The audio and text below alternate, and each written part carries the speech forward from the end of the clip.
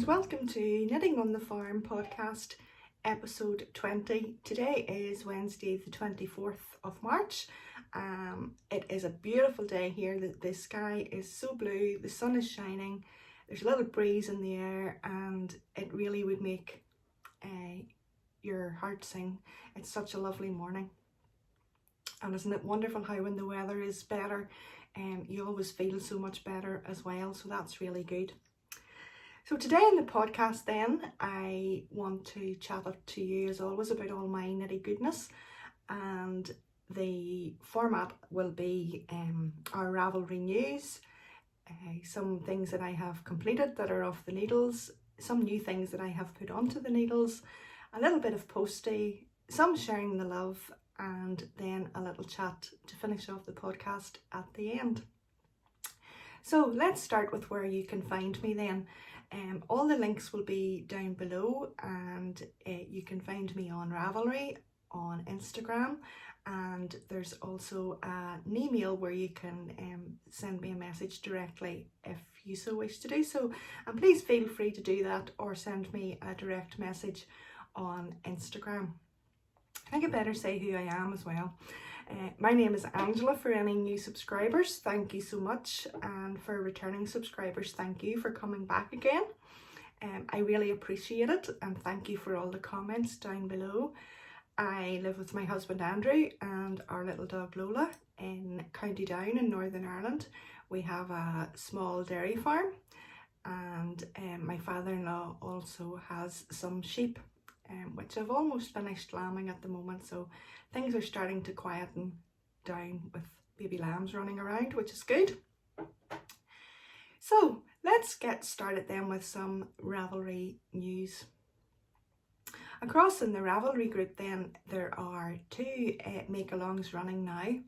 The one that is running year-long is Gifting Through the Year 2021, and there's a finished object thread. There's lots of lovely gifts over there. Anybody that's going to receive them should be very, very pleased. And some people are super organised and have so many things made for gifting throughout the year, which is really good. I don't have very many things made at all, but just a couple. But some people are super organised, so pop across there and you'll see ideas and inspiration for your gift knitting as well. The first prize from that group then will be drawn at the end of March, and I'm going to announce the winner on the next podcast, the first podcast in April. The other make-along that has just started, it started on the 20th of March for spring, and it's running through to the 21st of June, is called Spring Fun Make-along. And the idea behind it is, when I was thinking of spring, I think of all things new, the flowers coming through, the grass getting greener, the weather supposedly getting better, and I thought this would be a fun make-along for learning something new. It doesn't have to be a new craft, though it can be. I mean, if you want to learn cross-stitch or sewing, embroidery, hand-drawn thread work, patchwork, anything like that. If you haven't maybe knit magic loop before, you haven't maybe used double pointed needles, maybe it's a new construction in an item, maybe the first item that you're going to knit top down, the first item that you're knitting seamless, a new construction within your item, as in maybe a different cast on, a different cast off, other things like maybe using a different yarn. Maybe this is the first time you're going to use indie dyed yarn. Maybe it's the first time you're going to use a different weight. You've maybe been knitting all along in DK and you're going to try 4-ply. Maybe you're going to try knitting socks for the first time. Those type of things, something new to you, and pop the objects across. There is a finished object thread and there is a chatter thread, and I thought the chatter thread would be really good if you're doing something new and you come across a problem or a hiccup. If you put it across in there, I can guarantee you someone will have done it before and I'll be able to answer your question. So let's learn together and learn something new. There is also the finished object thread across there, and the prizes will be drawn from the finished object thread at the next podcast at the end of June, whatever date that is, after the 20th. Yes, that's the two new make-alongs. There's also a get to know you thread across there, and there is a thread for Ask Me Anything. So if you have any questions and you want to pop them in there, I can answer them on the podcast. And of course, if you have something you want to ask privately, please do definitely send me an email and I will get back to you. There's no doubt about that, as some people already have, and I really enjoy that. It's nice to get to know you. Something else then that I have decided to do, you will recall back at the beginning of podcasting that I had opened a Zoom group. This is the new craze of being able to keep in touch with people, and that group grew quite quickly and came to the point that it was very comfortable with the numbers that were in it. And if you've been on Zoom, you will know that if it gets quite busy, it's just hard to keep track of the conversation, and it's hard, as we would say, to get a word in edgeways. So I started a waiting list then for opening another Zoom group, and I have some people on that. So I've decided that there will be a Zoom meeting on the second Monday of each month, the first one starting now in April. It will be at 8 p.m. GMT time, and I'll try that and see how that goes. If it doesn't suit everybody, well then we can look at adjusting the time, etc. So if you want to join that, do drop me a direct message on Instagram or a private email. It's better if you don't leave a message just for that down below, because sometimes the messages get lost and I wouldn't want to not pick it up and you feel as though you'd been forgotten about. So direct message, Instagram or email is the best way, and I can forward you the login details for that. So I think that's all the introduction bits and pieces that I've written down here anyway. Okay, let's get started. The first thing that I have completed, the first item that I have completed is new to you. It is a pair of socks for Andrew in double knitting. Well, actually it's 6-ply, and I wanted to try a little heavier weight yarn for Andrew's work socks. Excuse me, I put one onto a blocker. The 4-ply socks are fine, but coming into this time of the year, you move from welly boots into work boots, and I thought these might be something worth a go. So these are them. They are knit in Regia design line, 6-ply. The colourway is 03655. I think there was a name for it on the website, but I just didn't record that. The yarn is 75 wool, 25 polyamide. There was 375 meters on 150 grams,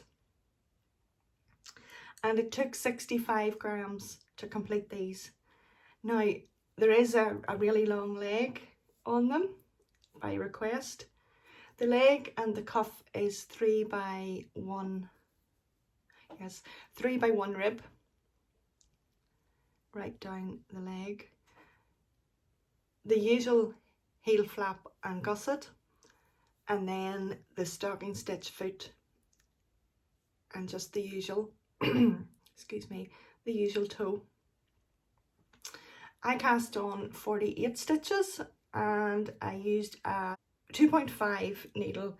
I used a Haya Hiya Sharps 2.5 fixed circular. That is the ball band if you are interested. It's a Narni and Carlos yarn, and that's just the pattern of how it knits up. I have them blocked. They did soften quite a bit with blocking, so we'll see how it goes. Didn't really use any particular pattern. My friend suggested the ribbed leg, and I just worked on 48 stitches. I think I could have done the heel maybe slightly deeper. It fits okay, but we'll see. If I was to do them again, I think I would do it definitely do a deeper heel. And I purchased two balls, so I definitely have enough left to knit another pair. The yarn I purchased from Rito Hobby. It took a wee while to get here, but a super service. I had no problems at all. And the yarn was really competitively priced. I just was looking last night and I seen a lot of mixed reviews from Rito Hobby, but I had no problems at all. You have to allow for COVID and just how that has slowed down postage. If you take that into account, the yarn arrived here in really good time, and there was no extra charges or anything. So I would have no problem purchasing from them again. So that is my first finished object. My second finished object then are my spring stream socks. These are a pattern by Life is Cozy, and I used my February sock club from Craft House Magic. The colourway is The Power of Love, which was the theme tune or the movie soundtrack in Back to the Future. That is the colourway.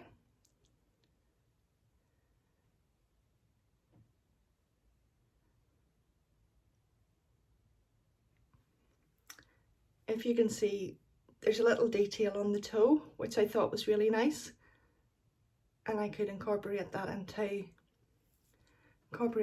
a sock, no problem. These were knit on 2mm needles, 64 stitches. I used 62 grams of the main colour and 13 grams of the contrasting colour. It's a beautiful, like a rustic sort of pinky red. The yarn I chose in Ellie's sock club is 80% blue-faced, superwash blue-faced Leicester and 20% nylon.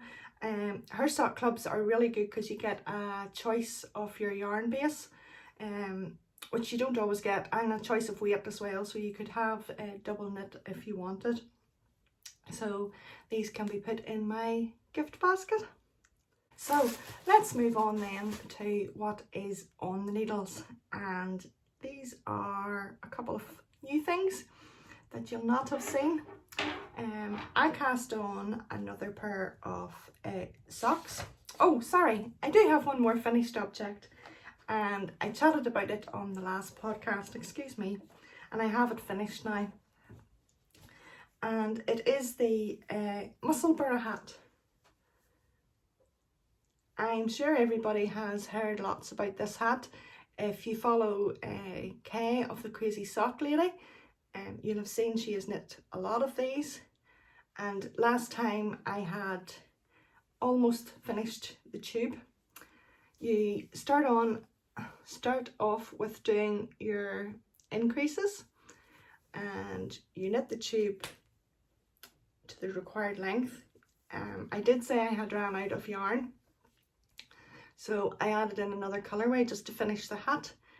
You then do the decreases, and basically you put the hat inside like so, and you end up with if I can get it, yeah, you end up with a double layer hat, like so. And I think it's made for to wear with a brim, like a beanie. I had a pom-pom in the cupboard, and I thought it would be really nice as a slouchy hat with the pom-pom on. So what do you think? Yeah, I think it'll be quite nice. I'm going to sew the pom-pom on and try it on, and I'll put some photographs into the podcast somewhere, and you can take a look and let me know what you think. The yarn that I knit this in is Knit Picks City Tweed, and it was in the Enchanted colourway. They came in 50-gram balls, which was 123 yards, and it was 55% merino, 25% alpaca and 20% Donegal tweed, which gives you the nice neps in it. A fantastic stash buster, a really good pattern. It is by Yasloda TK. Sorry if I have destroyed that. It's knit for yarn weights from 4-ply up to Aran weight, and basically when you have knit enough that you can count your gauge, somewhere about here probably, you find out how many stitches per inch and then you follow the pattern. I had 7 stitches per inch on 3.75mm needles with this yarn, and you just follow through the measurements, etc. then after that. So it's something you could just go and cast on straight away, because most people will have some form of yarn in stock. So it's a really good easy knit, and it's just a matter of knitting a tube, which is really nice. So I'll link the pattern and things down below. So that's the Musselburgh hat, and do let me know if you think I should add the pom-pom. Then the other item I have is a pair of socks. This yarn was gifted to me by a lovely friend Tracy at Christmas. The yarn is from Mama Bear. I hadn't heard of Mama Bear before, but oh my, such beautiful, beautiful yarn. It is so soft. I'll show it without the, so soft. I just cannot explain how soft it is. This was a 50-gram sock set. It was called Autumn Days and Winter Nights. It is an 85-15 fine merino superwash with nylon. Sorry for looking down at my notes. The yardage was 200 meters per 50 grams and then 72 meters for the 20-gram mini. I chose to knit these toe up to get every last piece out of the yarn. So what I did was divided the skein in two. So I made myself 2 25 and 2 10-gram balls, and then knit from them with toe up. I'll show you the yarn just in the skein. So this is it.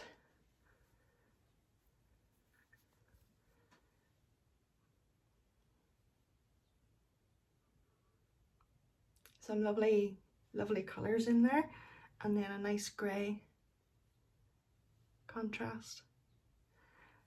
So as I say, I used every last inch. The pattern that I am using is based on the Mabel socks from So Sweet Violet, which is Jules, and there's a cable in that pattern, but I haven't used the cable. I just have used part of the pattern. Whoops! It's her beanie toe and her Go Day heel. I really like this heel because you get no there's no holes at all with the yarn overs, and it is a good fitting heel. And I come up then to the up the leg and then just did the cuff.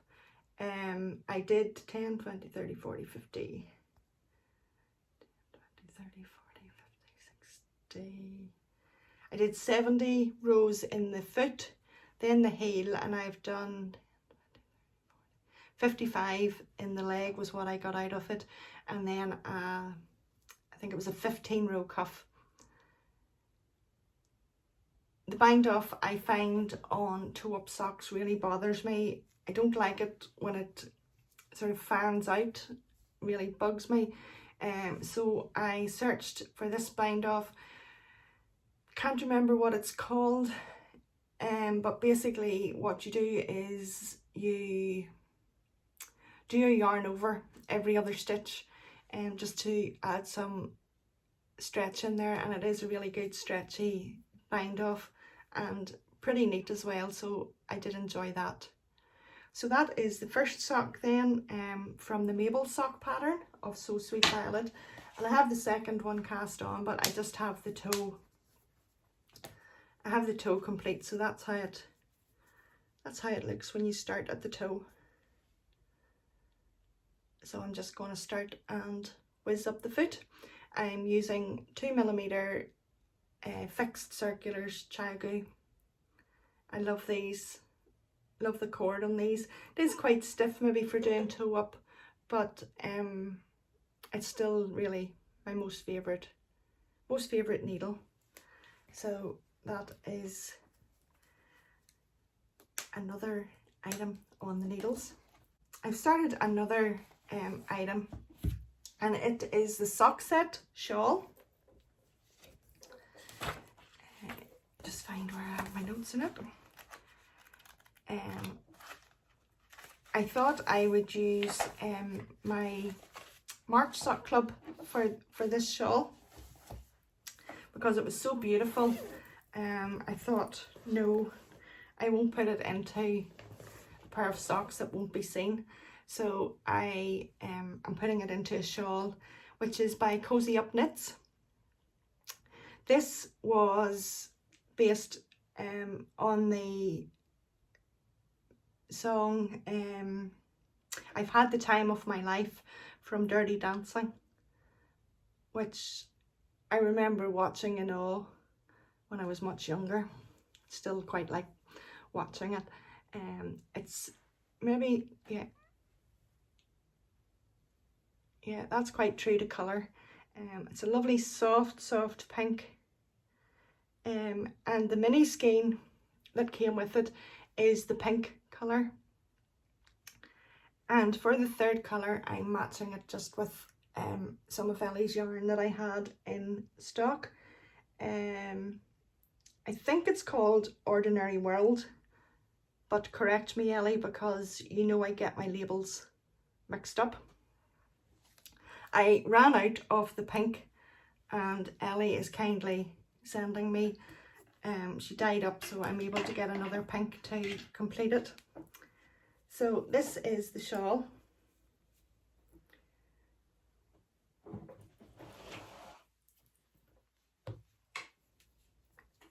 Whoops, not making a very good job of showing it. So it's garter stitch with the increases. Then you fade into your contrast number 1. Then your contrast number 2, which is the pink here. You go back up into your main colour, which is all contrast. Which is all garter stitch. And then you start a little bit of lace work. I think at this stage I'm over 100 stitches.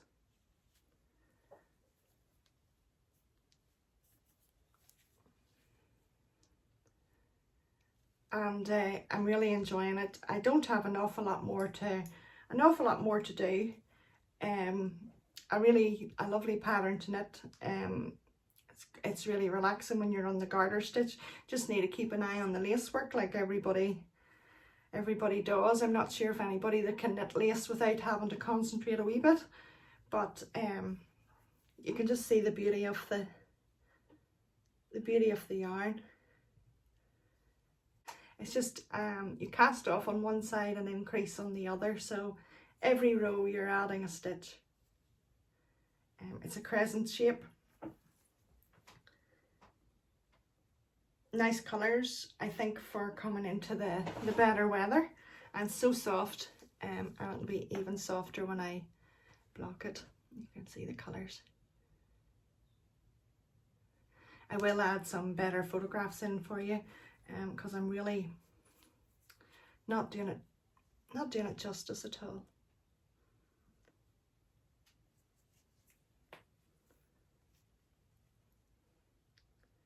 Right, you start off with 2 or 3 stitches, which is nice because I know you're getting to longer rows, but it's just nice to see it grow. So that is the sock set shawl by Cozy Up Knits, and when I get the mini, I think it was posted yesterday, I will be fit to fly on with that. I am knitting it on my Knit Picks Rose wood needles. I think the pattern calls for 3.75, and I'm just knitting to pattern, so no changes there. So the next and the final item that I have on the needles that I'm going to talk about is my sieve sweater. So this is the sieve sweater, I hope that's how you pronounce it, by Isabel Kramer. It can be short sleeves or it can be long sleeves, and I'm doing the short sleeve version. Last time I was getting ready to join in the round, which I have now done. I will put it onto a longer cable needle and put some photographs in to let you see. So this is potentially the front.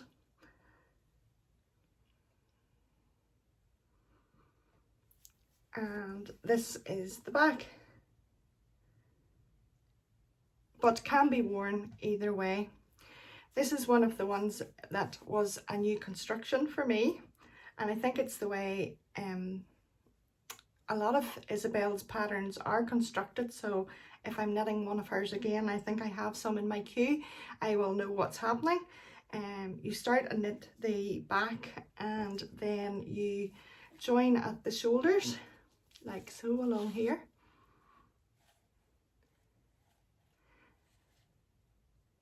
It is matching up pretty well. It's quite a rustic yarn, so it's just harder to get it exact, and this is my first effort.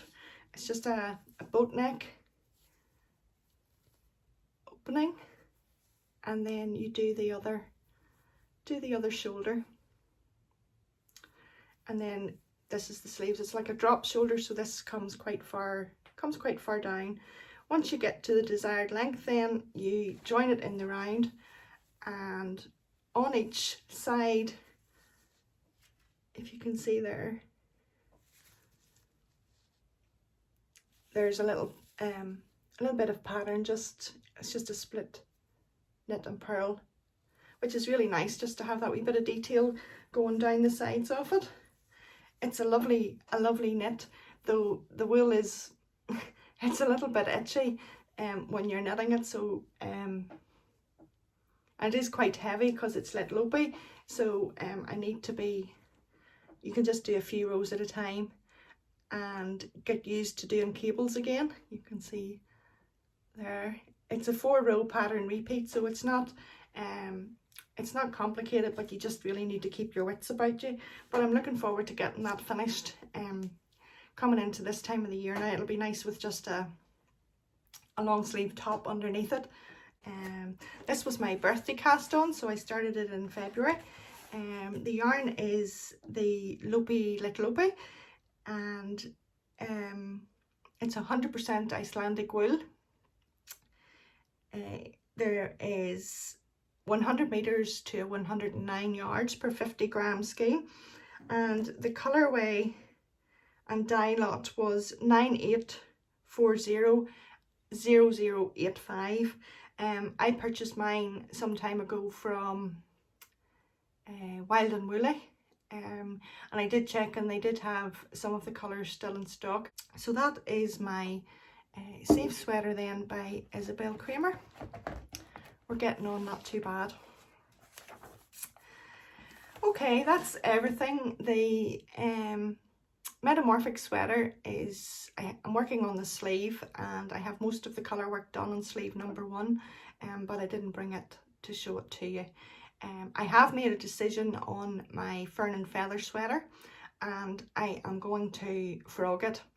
I have realised with doing colour work that if you hold the contrast colour in one hand, which I was holding in my left hand, which is back to front for you, that's where you need to keep it. So when I came to a row where predominantly the contrast colour was the most number of stitches, I was transferring that into my right hand because I'm used knitting with my right hand, so it made a really uneven colour work. So I have now learned that you need to keep the colour work in the hand that you started with to keep those stitches sort of the prominent ones or the dominant stitches. So I am going to frog it back and start that pattern again because I'm just not happy with it. It has sat too long now and I've just gone off it because I know that's the way the colour work should be now. So you won't be seeing it again until it's into something else. So that's everything that are the works in progress or that are on the needles. So then a little bit of postie, not very much. I want to knit the A Mother's Prayer shawl by Debbie Reese, and it is a 2-skein shawl, and it was a Mother's Day knit along by the Periscoping sisters at some stage, and I came across it. We were chatting one night, I was chatting with my friend, and she suggested it, and then on my feed on Instagram, like it does all the time and like how friends enable you, there was a post came up from a company called Postie Yarn Company, and I think that the dyer behind it is called Daniel, and he was redyeing a Christmas skein set, sock set that he called Rudolph. And I thought, okay, perfect, need a Christmas skein set. And then beside it, he had another skein of a colourway called Coffee. So this was perfect then for a Mother's Prayer shawl. And it has arrived. This was the sock set.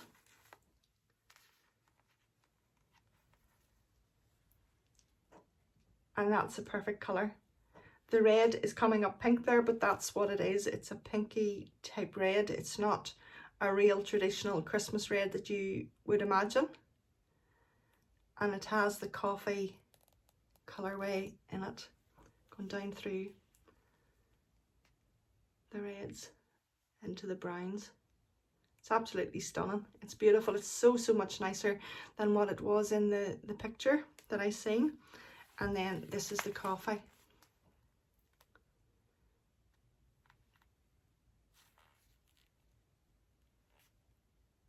Isn't it beautiful? And as I look at it, you can nearly see like there's nearly like a tinge of the red off it, but when you put the two together, I just think they're beautiful. I'm so pleased with them. It is a 75-25 superwash merino, and there is 425 meters per 100 grams approximately, so that'll knit a Mother's Prayer shawl no problem, and I will use the mini for something else, or I can maybe even incorporate it into the shawl. I haven't looked at the pattern yet, but I don't have very many minis, so I don't mind keeping that for Christmas heels, toes and cuffs. So that is the Postie Yarn Company. Go check them out. I know he's doing a big update in April. And also in the box or the package came some lovely goodies. Excuse me. He had his lovely thank you card, and that is all the details. I'll put the link in the description box. Then I can eat these now. There was a refresher, which I love, and then some Parma violets. It's been ages from I've seen those. And two lovely little stickers.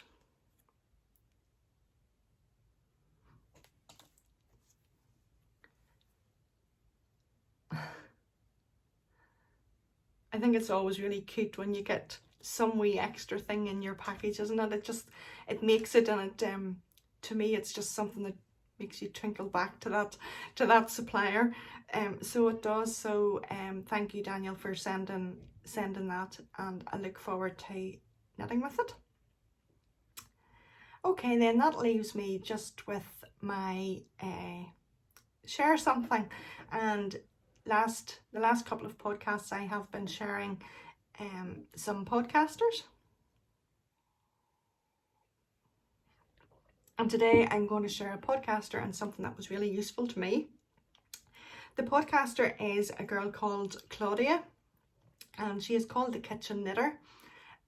She has only a few podcasts out, so she's just starting out, but I love her podcast. It's nice and quiet and calming, and she covers some beautiful knits. I really enjoy it, and as I say, I just love her sitting in the kitchen showing you her knits, and she's just a really nice person to sit down and have a cuppa with and catch up with what she's doing. So that is Claudia from Kitchen Knitter. She also covers some sewing as well, and I think it's nice sometimes to have the variety if you have the interest, and of course if it's done in sections you can also miss out if you don't like the sewing or prefer the sewing to the knitting, whichever way. So that is the Kitchen Knitter.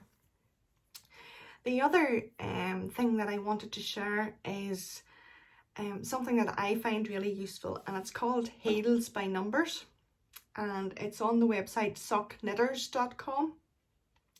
It's really just a spreadsheet of a variety of different heels. Not only is it the different heels, but it gives you the formula for all the different sizes that you knit. And I find it invaluable because sometimes when you're knitting socks, the square heel is a really good fit. I find their rounder heel is brilliant. I think they call it maybe rounder heel, aka French heel, but all the numbers are across there. I'll put the link in the description box down below, and just go take a look at it, because you'll find it really useful, especially if you're knitting socks for somebody else, and they'll say to you, well, I've got quite a flat heel, quite a long heel. You can sort of add your own recipe into your heel flap and turn. It is for the traditional heel flap and turn. It's not for the toe up socks or anything, or the German short row. It's not for anything like that. I presume you could probably incorporate it into your afterthought heel if you wanted, but I use it all the time. It's saved in my favourites, and I always go to it when I'm doing my heel flap and turn. And that is socknitters.com. So that is all the nitty goodness that I am going to share with you today. I hope you have enjoyed that, and I'm hoping at this stage it's not too long. I've stopped and started recording, so I'm not quite sure, and maybe when I get it edited I can cut a lot of the ms and ahs out, and there's another one to be cut out. So just for a little bit of chat then, I will give you an update on what's happening on the farm, the parlour update. The parlour is now in situ and everything's looking good. Lots of parts have been bought, and the boys, I'm not sure if I said in another podcast, but the boys changed the angle that the cows are coming into the parlour at, so there was a lot of work and reconstruction needed for that. Plumbing work has been finished and electrician work is starting. It has started this week, so it's all getting very exciting now, and they will be putting the floors in the concrete into the part where the cows, in the actual milking parlour over the next couple of weeks. So the boys they're beginning to see their labour of love now, and it's getting closer. So they are hoping within 2 months. They've given themselves quite a bit of leeway there, but there's a lot of sort of fitting and finishing needs done, but they're getting there, and I am beginning to get excited because I am fed up listening to what is happening in the parlour. Field work hasn't really started much as yet, apart from the smelly goodness that I told you about in the last podcast. So oh yes, the other day fertiliser was sown. We can't depend entirely here, just because it's quite cold all the time. We can't depend entirely on organic slurry, so they do have to spread fertiliser, and once you test the soil for the different nitrates and things, etc., you can adjust the fertiliser accordingly. So that has been done, and the difference it makes to the greenness in the grass is just lovely. So yeah, that's it. In other news then, Operation Glasshouse has started, and Operation Veggie Patch. You'll have seen in the photographs that all the old grass and weeds and things have been destroyed now, and it'll be getting ready for it to be dug up to get some planting done. I am hoping the glasshouse will be here April. It has been a long awaited piece of kit. It was ordered in January, so with just Brexit and the demand, I think everybody in COVID has started to grow their own vegetables and their own flowers, so I'm still waiting on it. But we are a step further to getting the ground prepared for it. The next thing we'll need to do is put in the base to build the glass house on. So that is everything in relation to all the bits and pieces of news. So at this point, I will say thank you so much for watching. I really appreciate each one of you. I love your comments that you leave down below. It's great just that it makes it a two-way process. Thank you so much for all the new subscribers and the likes, and for all the support that I get for the podcast. Thank you so much to anyone that has donated to my Ko-fi account. You can be assured that every penny that goes in there is put back into the podcast and will go towards prizes, and in particular at the moment postage for prizes. So thank you so much that you feel you want to do that. I really appreciate it. Thank you again for watching. Keep safe until the next time that we chat, and have a lovely time doing what makes your heart sing, and enjoy some crafting. Bye.